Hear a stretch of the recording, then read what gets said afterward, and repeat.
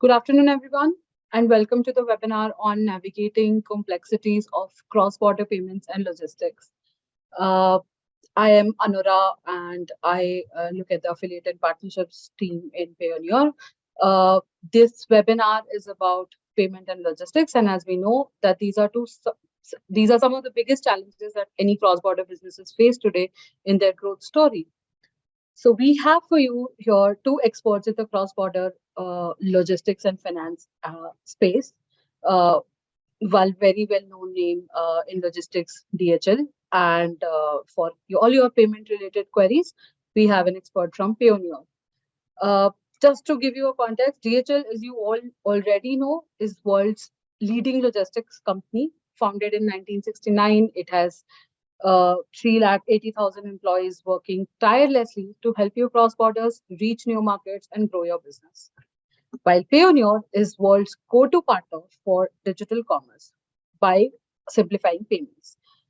We provide cross-border remittance solutions for businesses and enable them to send and receive cross-border payments using multiple payout options. I'm today joined by Rohin from DHL, who's the Business Development Manager for South India, and Mayank from Payoneer, who's the Sales Lead for e-commerce and B2B goods from Payoneer, who will both of them will take us through the details of the topic in presentation. And I would really encourage you all to ask any queries in the Q&A section. We would take these questions in the latter half of the session. We'll start today with DHL, followed by Payoneer. So over to you, Rohin. Thank you, Anura. Good afternoon, everyone, today to this webinar. So without further delay, I would like to just start my presentation. If you could confirm if you're able to see the screen, Anura? Yep, I can see it. Yeah. So my name is Rohin Thomas. So I'm heading e-commerce for DHL in the South. So today's session, taking e-commerce to the next level with DHL Express. So I'll be discussing on various fronts on where DHL can support you in your journey in cross-border e-commerce. Now, some of the emerging trends in cross-border e-commerce.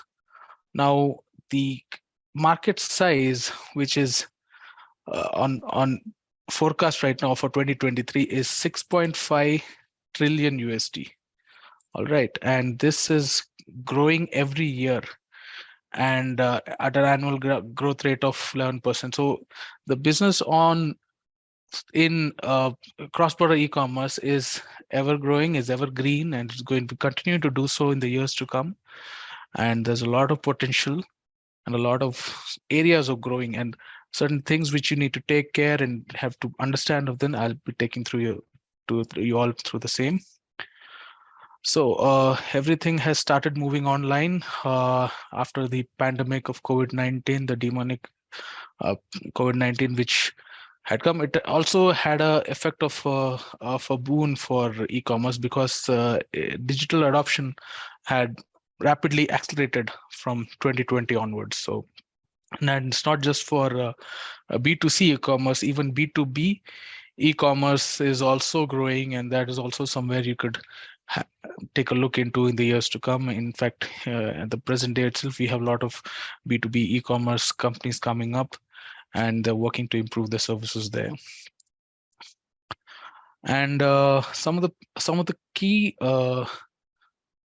devices how this do the shopping is now majorly it's increasing through mobile rather than PC, and that's also after the COVID-19 outbreak that people have started purchasing more and more through their mobile phones rather than their own PCs. Okay, and this trend will continue to stay for the years to come. It's a very important point because when you're developing your websites, it's also important that you make your products, available on an app for users to shop as well. Okay, in-store shopping is reducing, but let's see what happens for the mobile purchase. And it's always important to grow beyond the obvious e-commerce markets, that is US and Canada. That is generally where the target of e-commerce uh, buyers is generally, and that is all on the mindset of the shippers as well, or the e-commerce providers as well. But as you can see in this very slide, countries like Brazil, Mexico, Israel, Australia, Europe, Japan, they're all growing every day. And more people are opting for doing their purchases cross border and through online, as you know, they're going beyond their own countries to make their purchases. And so you have opportunity which is not restricted to just a India US lane or an India Canada lane. These are all lanes that you can possibly explore, and have your websites developed or your products developed to cater to these countries as well. This is an important point I would reiterate again and again for everybody to know. And um, and as per our latest researches, uh, more and more sectors, like not just beauty and cosmetics, but pet care, food, sporting goods, these are these kind of segments that are increasing. It's not just fashion. Initially it was just fashion which was gaining prominence on the e-commerce front, but these are some of the more products which are gaining prominence, and there's scope to grow here as well. Okay. uh, One important point, and which is also a kind of a myth, I can say, that price was seeming to be the only motivator in cross-border. No, it's not so. A lot of multiple factors, like having better availability, a wider range of products, more quality, more offerings that you can give to the consumers, niche products, they enjoy strong growth opportunities. So price may not be the only factor here. The business of e-commerce, it also banks upon the fact how much more can you offer, how or what different can you offer to your consumers. Because a lot of trust is also gained on the brand through what kind of products and what kind of services you're offering, and also the options that you're offering to them. All right. So okay, and why express shipping is a must do? When I say express shipping, I am differentiating it from the regular postal shipping, because uh, our studies say that 1.6 times of growth of e-retailers happen when they are offering express shipping service as well. Okay. Uh, Also, some of other statistics have shown that 91% of shoppers, they leave a website if fast shipping or express shipping is unavailable. Okay, this also increases your shopping cart value, and and if your delivery estimates are shown to be long, as there are chances of your shoppers abandoning the cart as well. So if you have an option of express shipping available in your shipping options, it is a major advantage for you. So when express shipping comes in the picture there, DHL is the pioneer and the market leader, which with its services available in 220 plus countries, uh, and we have our infrastructure available both globally and here in India, with 4 major gateways, 8 freighters in India, and quality control centers. These are the centers which analyze if there's any weather disruptions or a geopolitical issue which can cause a stoppage in motion of your shipments, if required, how to deviate it, which route to take to deliver your shipments. All of that gets monitored by our quality control centers, which are available in India and abroad as well. And we do about 9 million shipments a year, uh, uh, every year. And currently, DHL is the market leader in the express industry as well, with almost 61% market share. So our customer service is always available there to help, no matter what the time zone. The number for India is 1800 111 345. And DHL promises to answer your call within 2 rings. There's no IVR that you need to talk to. And in case of there's any contingency, there's always a call center or a person available on the other side, available to take your call at any time. And we have multiple tracking options on web, e-track, and SMS as well. Okay, for e-commerce shipments, the shipping method we use is CSB 5 or the courier shipping bill 5. Now, traditionally, before CSB 5 came in place, e-commerce shipments were sent in courier mode, which was having no GST benefits, no government benefits. It was basically just equivalent to sending a shipment free of cost across. But as you know, e-commerce shipments are never free of cost. You're definitely getting a remittance there. So this was not the compliant method of shipping for e-com. But at the same time, it had its advantage of faster transit time, simpler clearance, and minimum paperwork. The compliant method back then was cargo, which was the compliant mode, and you could have claim your GSTs. But at the same time, it had a cost to it, uh, slower clearance, and more paperwork involved. CSB 5 is basically the child of these two, and best it gives the best of both worlds, because with all the plus points of cargo and courier, both are available here. Basically, if you were to define CSV 5, it is to send your commercial shipments in courier mode itself. All right, and you would get your shipping bills, and up to 25,000 rupees invoice value. There is no clearance charge or shipment preparation charge involved here as well. All right, so last mile delivery. So our research says that 20% residential deliveries, that is the general delivery addresses of e-commerce shippers, is on the residential deliveries which fail on the first attempt, and the recipient, they end up blaming the e-tailers rather than, or the shippers rather than DHL for the poor delivery, and it ends up going for refund of their delivery charges or additional costs, which are lost to both company and for DHL as well. And this kind of last mile impacts, they directly affect the business, and because irate end customers, they give you a bad rating on the net. There's risks of return, loss of customers not coming back, and obviously you have to deploy more resources for the redelivery and coordination. Then there's loss of money and time both involved here.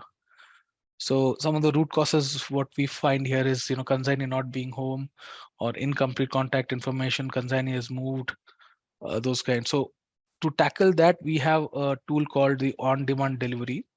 This is an innovative service designed to reduce the delivery failures, and it provides delight to the customers, because they'll get SMS and email messages on every track to track on the update of their shipments. And the receivers or the recipients or your customers would have 6 options to select a delivery option, I can say. So they can reschedule the delivery to some other date. Suppose they're not there on the delivery date, they can reschedule to a separate delivery. They can choose to tell DHL to leave the shipment without a signature at the doorstep or a mailbox, leave it with a neighbor is a third option. They can choose to collect the shipment from service point delivery. They can change the address of the delivery to be made. We can even hold a shipment for 30 days. That's called a vacation hold. Now, when you offer these 6 options to your recipients, they will definitely find delight over here. And also, one more thing, ODD or on-demand delivery provides you is the option of incorporating your logo on the email or the airway bill getting printed along with the shipment. This allows you to get a better brand recall on your brand as well. So imagine every shipment going with your name and brand on it as well. Integration is available in our system with almost less than 3 hours. With faster integrations available, rates are available at checkout with DHL Express products. Label printing can be faster, order update with the tracking numbers, and the latest status would be available at your fingertips. So you can get in touch with your account managers at DHL, and they'll connect you to the IT team for getting your integration as fast as possible. Now, now we have already spoken on how DHL has pioneered on CSV5 and tools like ODD. A future where you can reduce your post-shipping documentation is through hybrid break bulk express, wherein multiple shipments can be consolidated under one mother airway bill. Okay, when you're consolidating under one mother airway bill, it gets cleared in origin as under cargo as one mother, and after post which it post clearance, the shipments are uplifted as individual baby shipments and then getting delivered to the individual consignees. Now suppose, and this can be done from India to any single customs union. Say USA is one single customs union, or Europe, entire Europe can come, EU can come under one customs union. So this reduces your admin cost. But suppose you have 20 shipments to be shipped out one day. So now if you ship 20 shipments in the traditional method, you get 20 shipping bills post shipping, which you need to close at the bank. But over here, 20 shipments, you can just consolidate them into one mother airway bill. That way you just get one mother shipping bill, which will be a cargo shipping bill, which will be auto transmitted directly to your banks, and you can avail the government benefits as well over here. So like I said, since your shipping bill numbers would be reduced, obviously your BRC processing charges would also be reduced, because you'll have to be paying for lesser BRC charges. You don't have to palletize the shipments. There's no requirement for warehousing at destination or in origin to a DHL point. Manpower cost reduces here, and this is completely compliant as per RBI guidelines. Like I said, you can claim government benefits of ROTTEP, and if you're eligible for duty drawback, you can claim those benefits as well. Faster GST refunds are possible. Transit time will be fast with DHL, lesser paperwork, and you get end-to-end tracking on your baby shipments. We have the FBA model of shipping as well. So clearance in USA up to 1 lakh US dollars. DHL can become your IOR, and beyond which POA is required. So up to 800 US dollars, the shipments move duty free to USA. So a point to be noted here, suppose you send two shipments of different values, but but the total value, if it exceeds 800, yes, your shipments would be dutiable as per section 321. And seller should just mention Indian seller company care of Amazon warehouse in the consignee field over here. All right. So benefits of shipping FBA with DHL, definitely, because there's door-to-door delivery available to FBA warehouses. Uh, Special delivery is available. We have a dedicated window available at Amazon warehouses, so you don't have to worry on those. DTP service, all shipments going on FBA is going to be sent on DTP mode only, so you don't have to worry on the payment of duties and taxes at destination if they are dutiable. And like I said, IOR services available for shipment up to 1 lakh US dollars, and faster transit time with the DHL network. We also have the trade automation service tool, which helps you calculate your duties and taxes at the origin and plan your shipments better, and to know the landed cost of your products going to any country in DHL network. And obviously we have the DTP service, which is a duty bill back service, in order to not ensure that your customers don't get charged the duty amount at destination. This can be billed back to you with a service charge by DHL. So to summarize, cross-border e-commerce is a lucrative opportunity, and it's regardless of any company size. Even if you're a small-time startup or a big company, there's always an opportunity to grow there. Customers' buying habits have been changing and moving more going more digitally, and this will continue to evolve. DHL has all the infrastructure and the people to support you to power up your potential through our partnerships, with one of our partnerships being with Payoneer. COVID-19 has changed the global retail landscape, and it is more important to build the trust and loyalty of your customers more than ever, and for which you require a reliable international logistics partner, which is DHL. So let's get started on this. Is my closing line for this presentation. This is my contact number and email ID. You may reach out to me for any queries. If you do not have an account with DHL yet, we, you, I'll have you get connected to one of the account managers in South who will help you in account creation and further tool deployment. Thank you very much. This was indeed very enlightening, and I'm sure there were many key takeaways for our audience. Just want to tell everyone I have few questions parked, and we will address with Rohan towards the end of the session. And on this note, I hand over the podium to Mayank for Payoneer session. Thanks, Vanta. Thanks, Anura. Thank you, Rohan, for such an insightful session on the logistics side. What we'll talk about now is how does the payments piece work? And I'll share the presentation that I have. Rohan, if you could confirm if it's visible. Visible, Mayank. Great, thank you. Okay. To begin with, Payoneer is right now working with a little over 4 million plus customers and receivers. We are working with over 2,000 marketplaces across 190 odd currencies, and our day-to-day applications are significantly high, which brings our number to about 200,000 monthly applications for us. What you would look at is, if you look at the world map here, shows the presence that Payoneer has today. We have corporate offices across all the continents. We also have new planned locations where we are going to expand further, and we have Payoneer ambassadors across some of the other countries. So all in all, a true global company when it comes to looking at cross-border payments. Now, if you look at the overall payment method, right, and what we have done is we have talked with experts from the industry, we have talked with exporters, we have talked with people who sell on marketplaces, and what we have understood is that the entire payment process can actually be split in 6 different parts.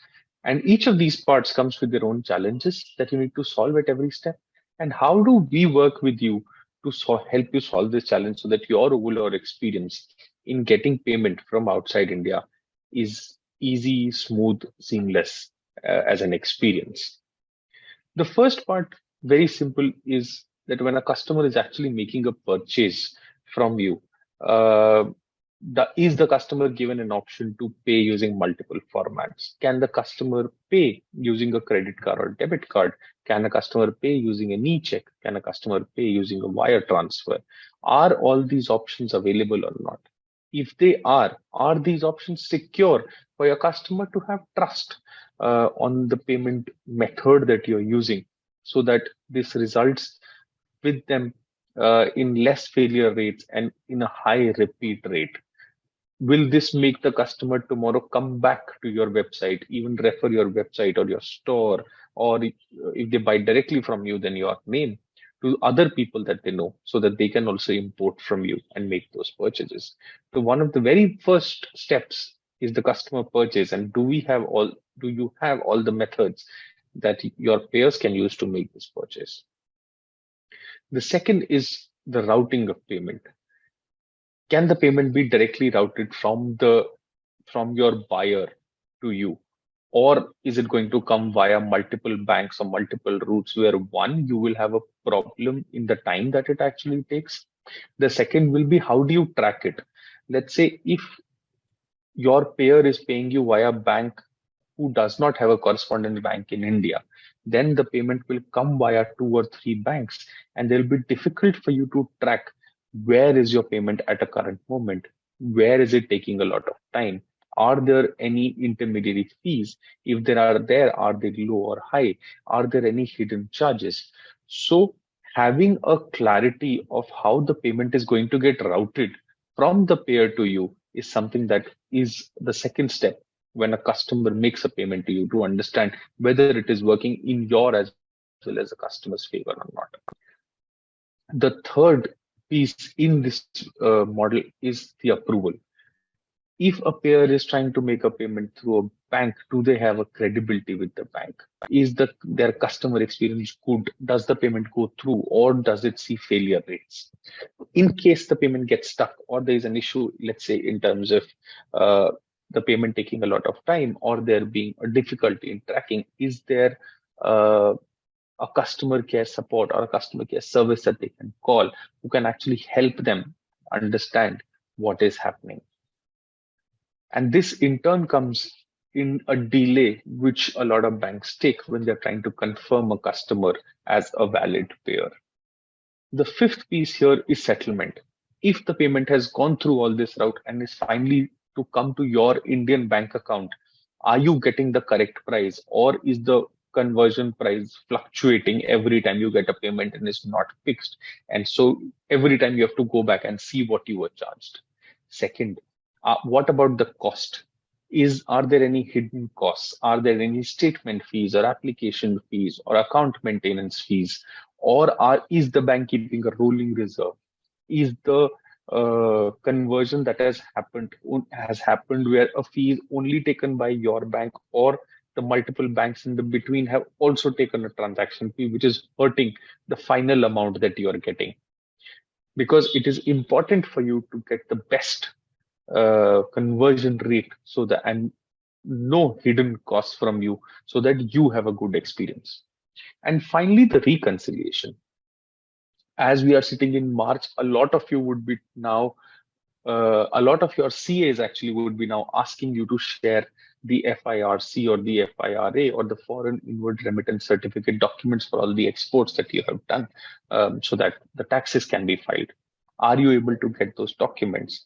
The What we have heard from a lot of exporters that we work with is that the documents that they used to get earlier would depend on their relationship with the bank. If the relationship is good, they would get. If it is not, they would have to chase a lot.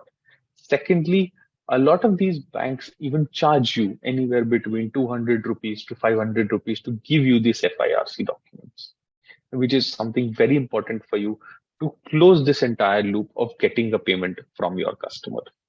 So these are the six pieces which actually look at the overall end-to-end payment process. And this is where a lot of exporters today tend to face problem in one or more than one issues, right?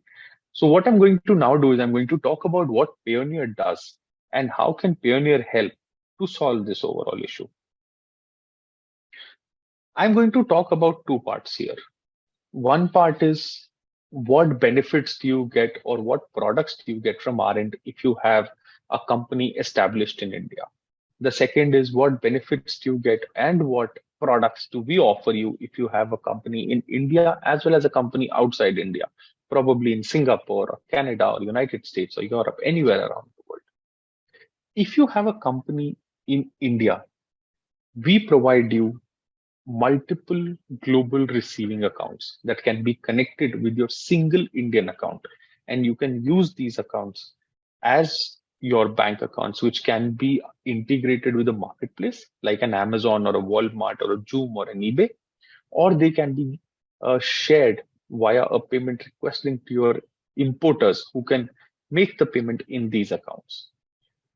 We provide right now accounts in 9 different currencies. You have US dollar, Canadian dollar, and Mexican peso, which takes care of your American continent of the world. You have euro and pound, which takes care of the European Subunion.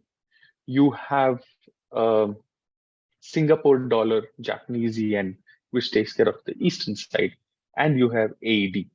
So at an overall level, you get bank accounts in 9 different currencies. These bank accounts are based on our relationship with multiple banks across the globe. who are able to provide you these accounts. And these accounts come with all the details from routing numbers to any other detail that you need to get a transaction done.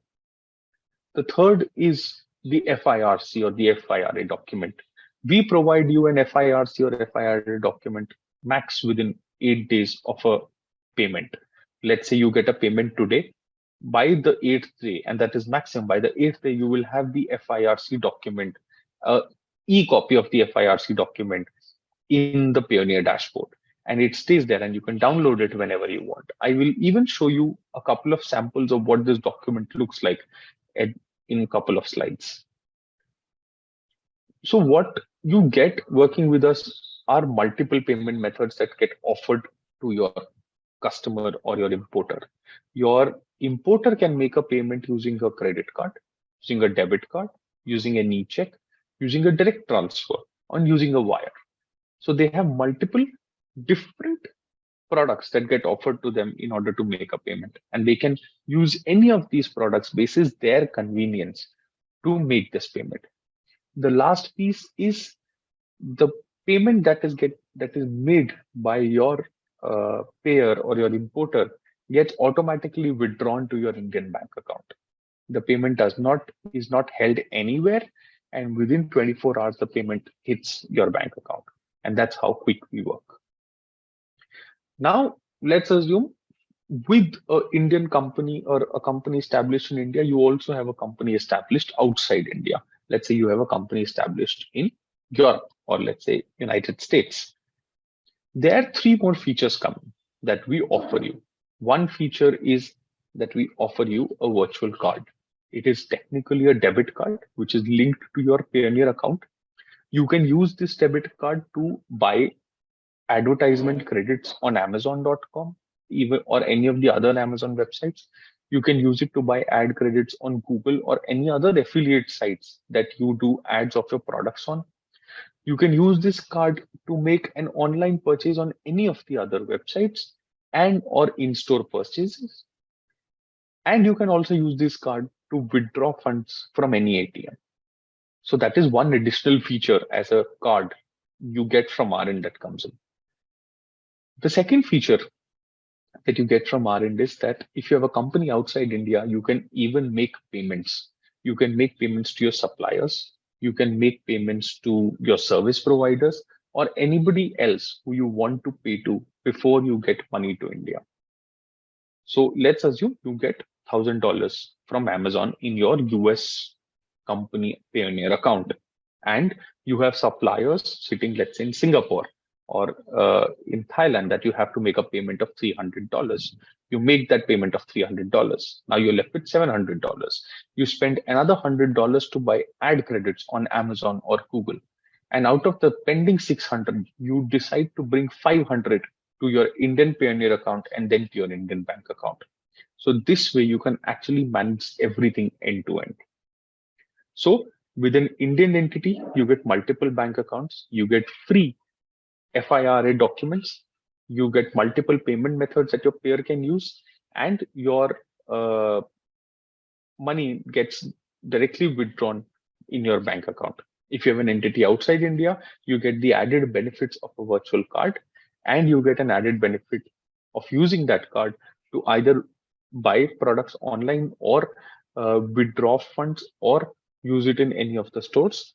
And third, you get a benefit of making a payment, which you can pay outside your network to your suppliers or to any service provider or anybody else that you have to make a payment to before you get the money back to India. If you look at the screen here, it actually shows dashboard of one of our customers. If you look at their dashboard, they have 2 Canadian accounts, they have 2 US accounts, and they have 1 Singapore account. And these accounts are the ones that they use to send it to their importers as a payment request to get their payments. If you look at their US dollar account, like if I were to show this GIF, you'll see that a customer goes to their Payoneer dashboard, selects one of the US dollar accounts, clicks on it to view details, and the customer is able to see everything. So you see the bank name here, which is Bank of America. You see the routing number, which is given here. You see the account number, which is given here, account type, as well as the beneficiary name. So all the details that you need to get a payment from outside India, to integrate it with an Amazon Seller Central, to send a payment request to any of your customers outside India who are purchasing from you, all the required details are mentioned. If you see, it is very easy to integrate it also with your Amazon Seller Central account. You have to go in settings and payments. There you have to enter the details that we give you, which is the bank name, the routing number, the account number, and the account type. And it's less than a 30-second process where the account gets integrated to your Amazon portal and you can start receiving payments. The billing solution that we offer, where you actually raise a request to your importers, where let's say you are, apart from selling on a marketplace, you directly export products and have to get payments.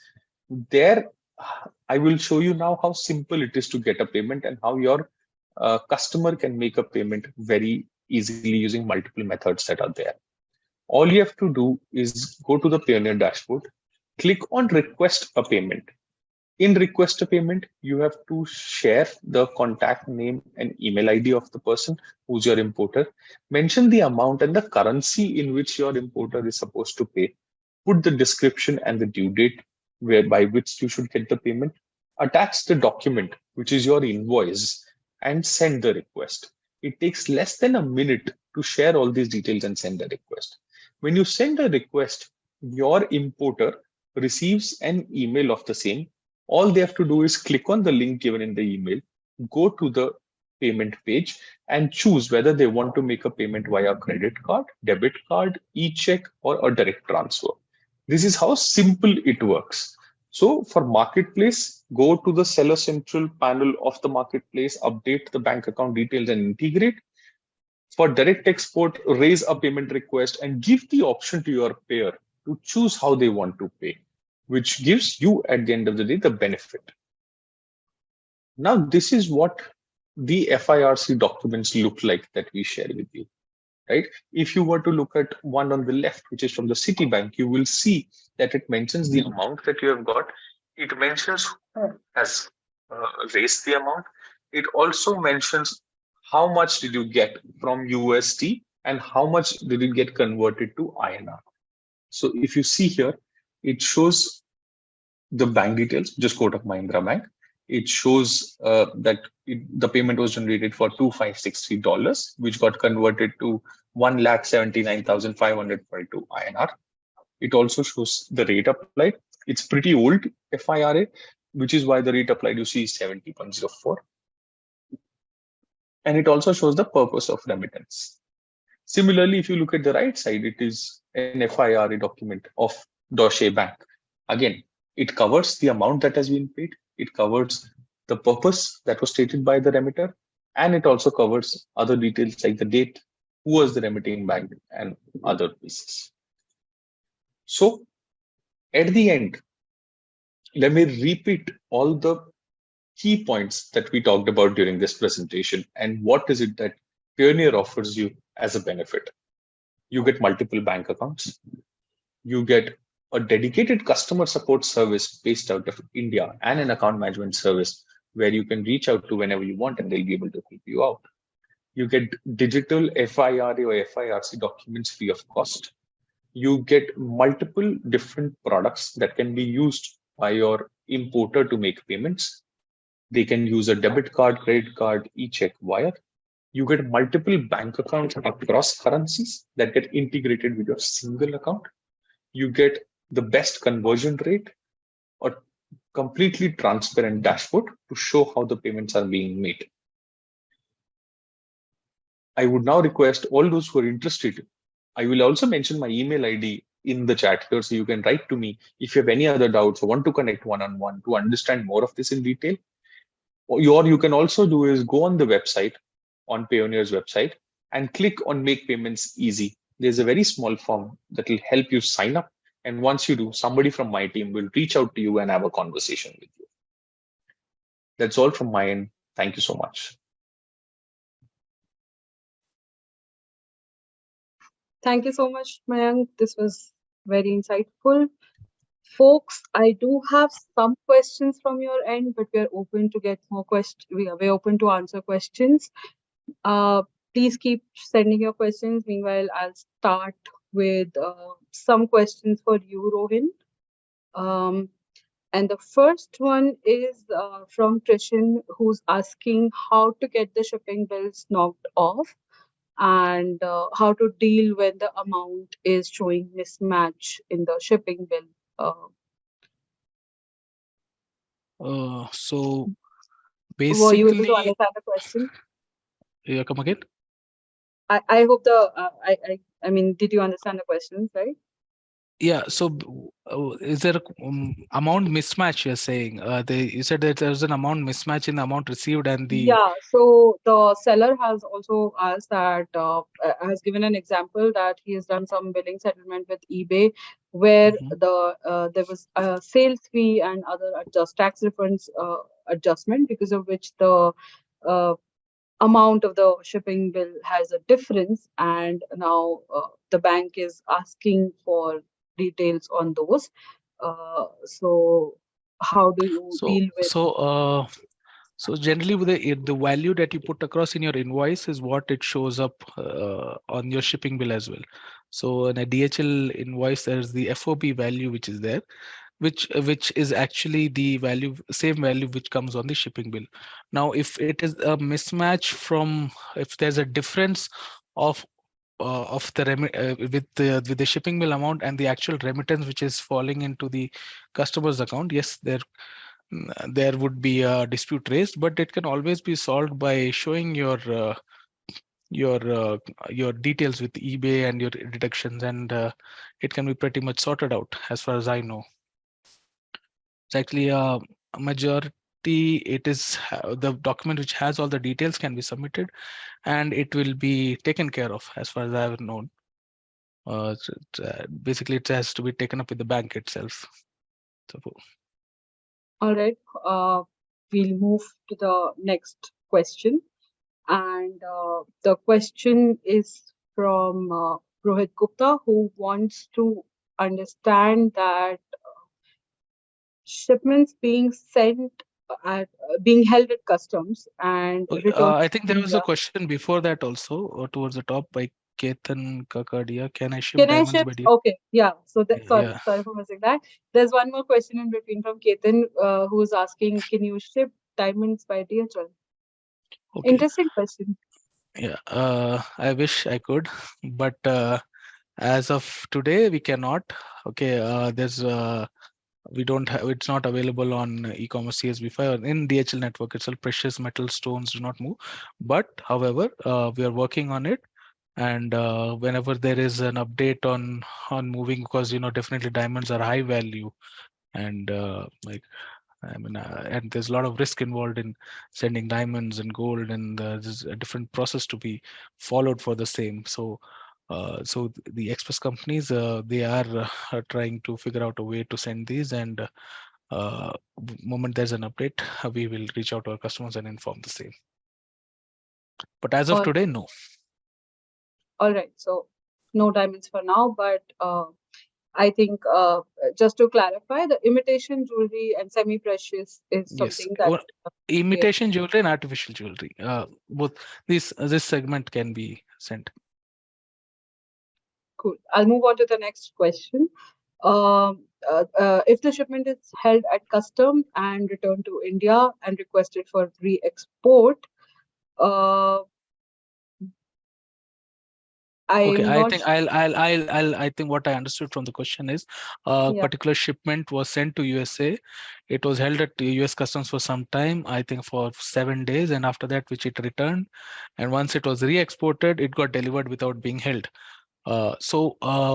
Generally, a shipment when it gets held at a US Customs, it the reason for it being held is a certain documentation not being provided, or the contact not being able to reach, or no response from the consignee, because of which the shipments get returned, or possibly duty not being paid if it was a dutiable commodity.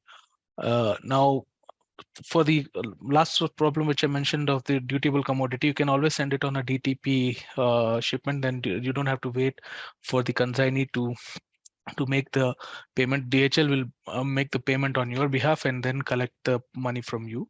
But however, if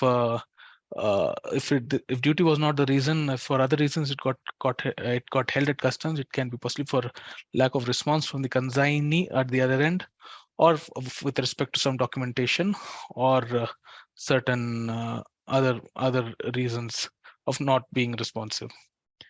That can be a way to for the shipment to get returned. And once it got re-exported again, possibly they got a better response on the documentation. And that's how it got delivered. If it's neither of these, if it is something, some other reason, you can always reach out to your account managers and perhaps make an escalation in our DHL customer service. Okay. I have another diamond and semi-precious stone question coming your way. I think we've already answered that. Yeah, so CSV5 mode is what they have specifically asked. CSV5 is the mode for e-commerce. Any mode currently not possible, but we're working on it and we'll come back to you on that. Cool. So I hope I've answered Ketan's question. Last question for you, Rohan, is how do you deal with the duty on shipments levied less than 700 USD? Okay, I'll take this question. So in my presentation, I had mentioned that there were up to $800 shipments are duty free to USA. Okay, this covers about 95% of the HS code products. 95% of HS codes are products. Okay, rest 5% need not come on that. There may be a very less percentage, maybe even lesser than 5% also, which do not fall under the de minimis of 800 USD. This can be checked beforehand also through trade automation service of DHL with the HSN code. You can have this checked whether this particular commodity is dutiable at USA as per their law or not, irrespective of the value. Okay, so majority, yes, it follows $800 only. One more reason it can be dutiable, if suppose this was an FBA shipment and you have sent one shipment of 700, another shipment of 500 to Amazon FBA on the same day landing in USA, then the summation 700 plus 500 is 1200.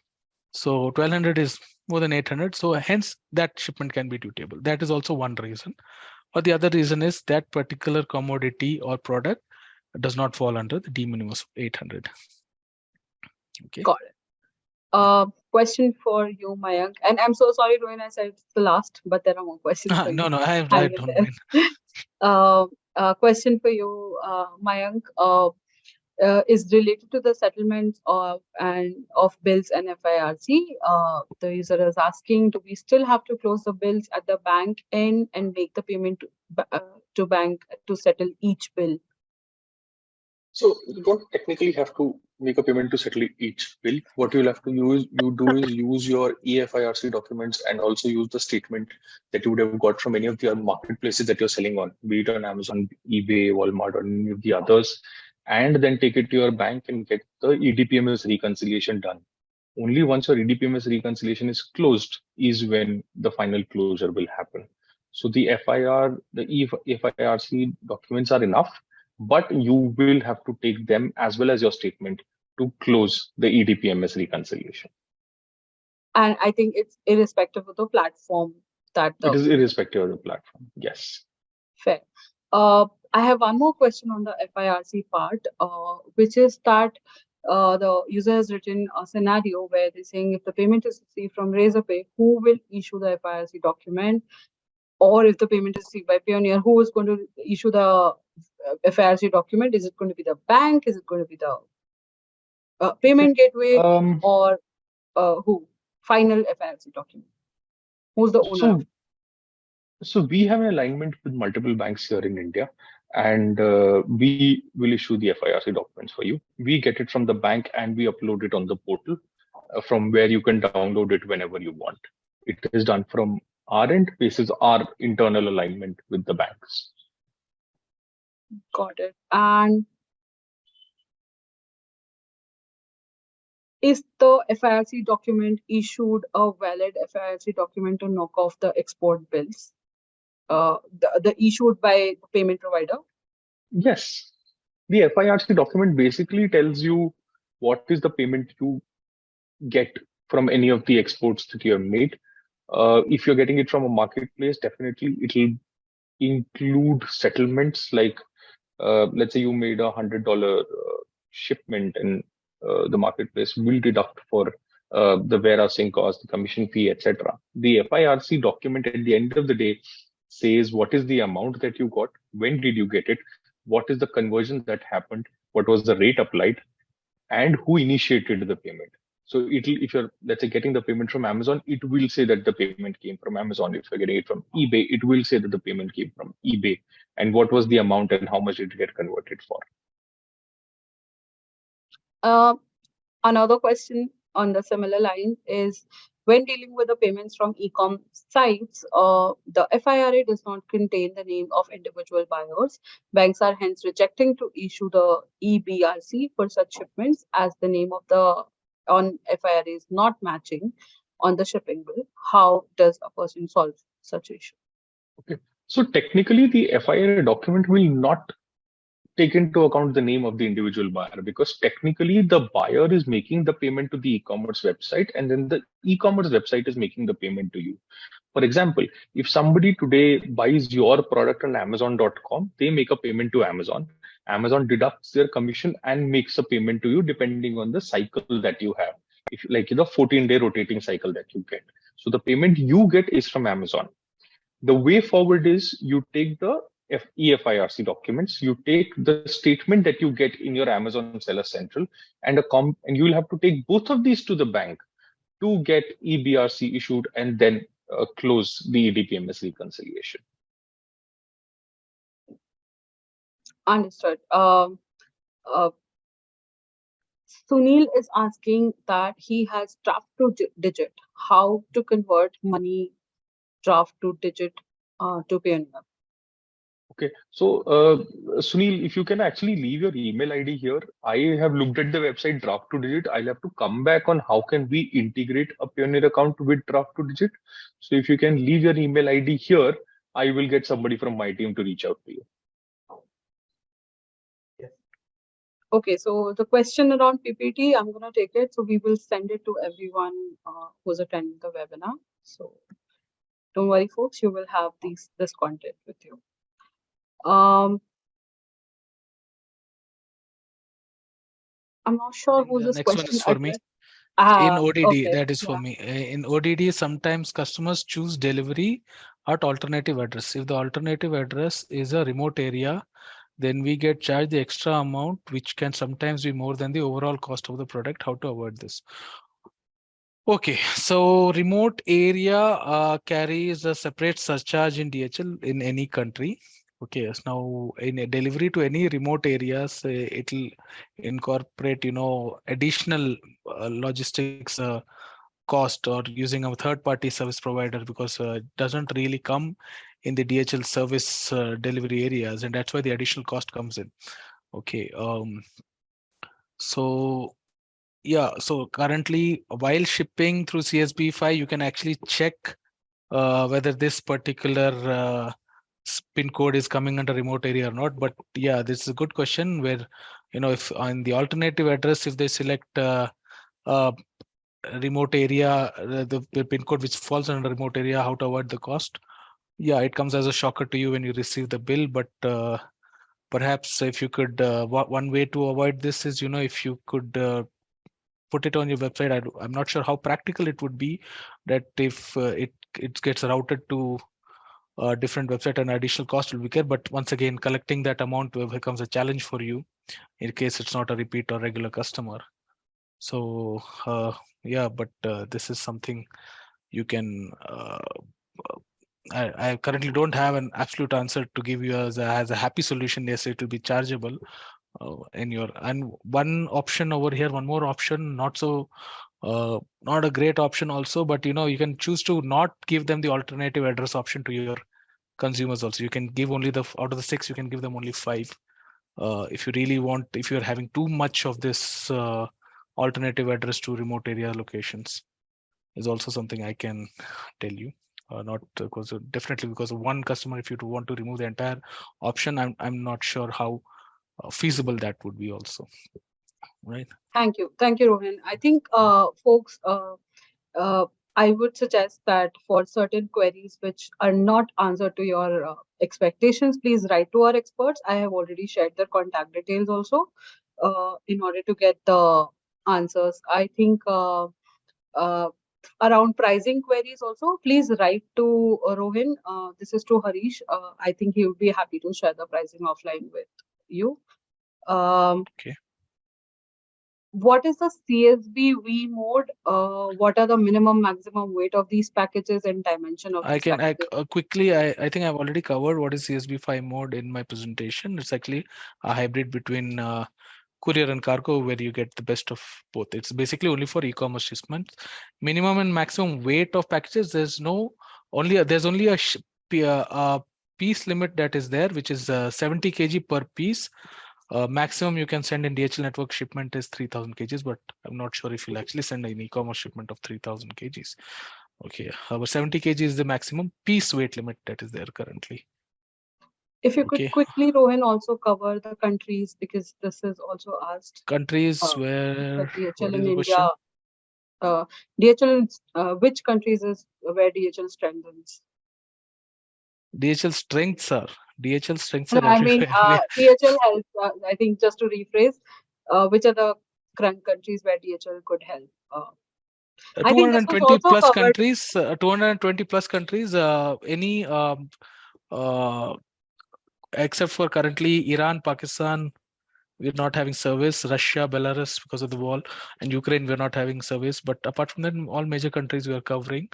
And if you're already an account holder, you'll get to know the countries we're covering in the back of our rate sheets. Okay. Understood. To Harish, again on the pricing, please write to Rohan. It would be good to get all your pricing queries solved at once when you reach out to him. There's a question around silver jewelry.